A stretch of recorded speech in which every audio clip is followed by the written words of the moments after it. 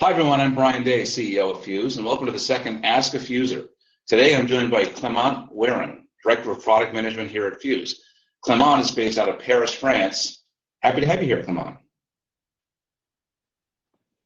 Hey, welcome, Brian. Thank you.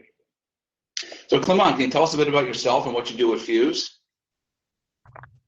Yes, I'm really excited to be here. I have always been passionate about technology, both for, I think, the challenges it represents, the problems it enables us to solve.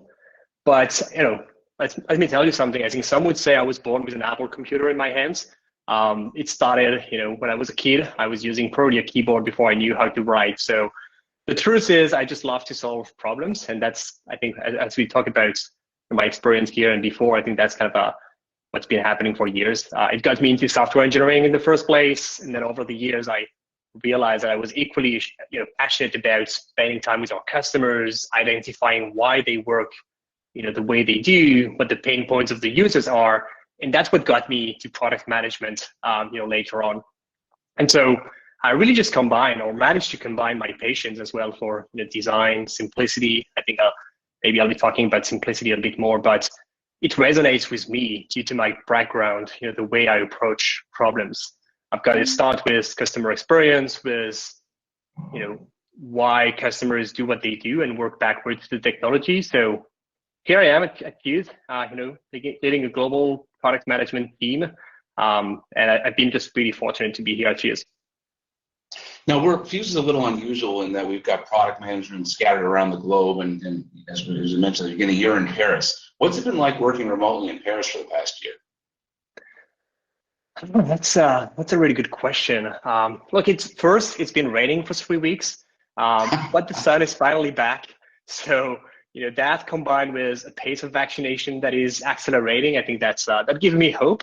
After the rain, I think the sun is coming. So on the flip side, I haven't seen most of my colleagues from the Paris office for more than a year now.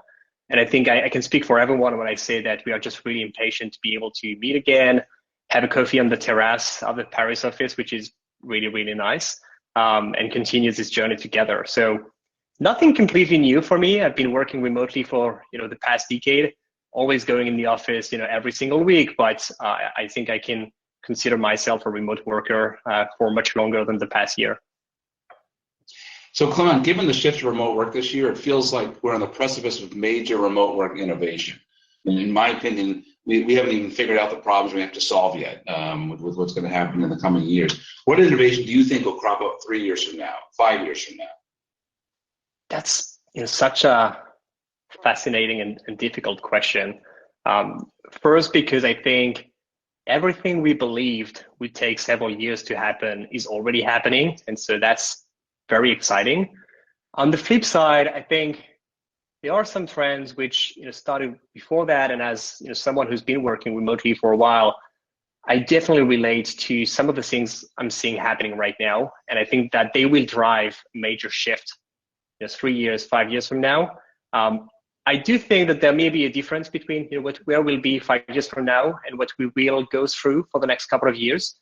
It's easy for us in the tech industry to think that the way we work, the way we have worked over the past year, is what's happening for everyone. I think we have to remember that for many people, it was also a very difficult year. For some people, going every single day in a place where they need to work, where there were just very difficult conditions.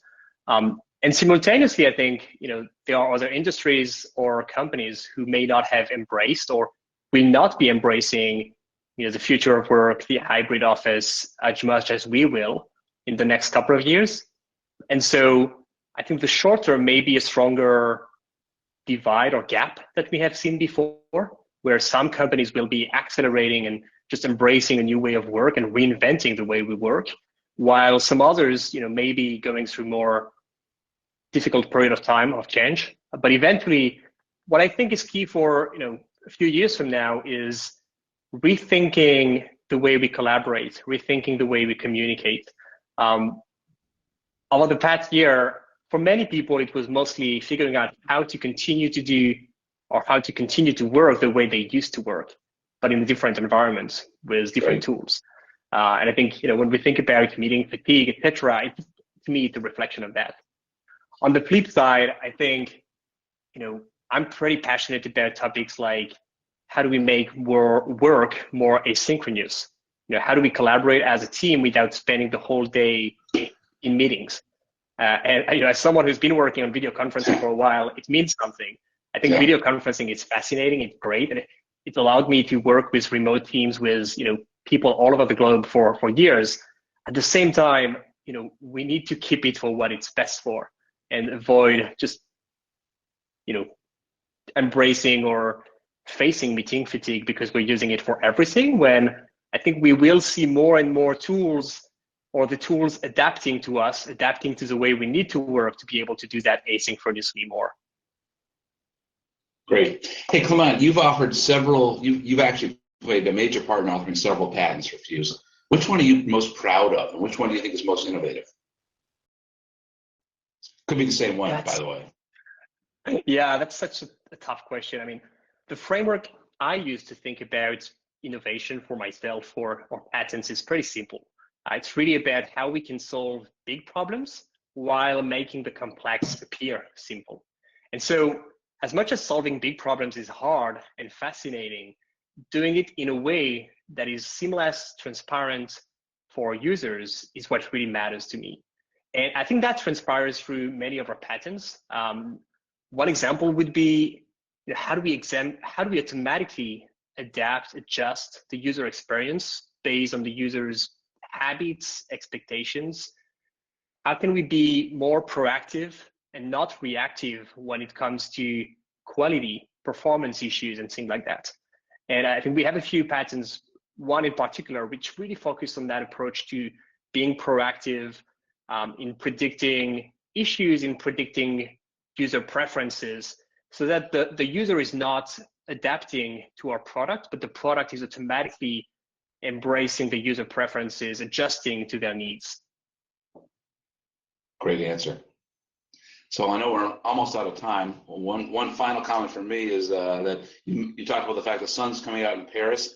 I, for one, am really looking forward to getting back over there to see you. It was my last visit to Europe was just before the pandemic, and feels like a long time ago. So looking forward to seeing you again, you and the team in person in the not too distant future. Come on. Yeah, Brian, I think we all look forward to that. Thanks for the time today. Thank you.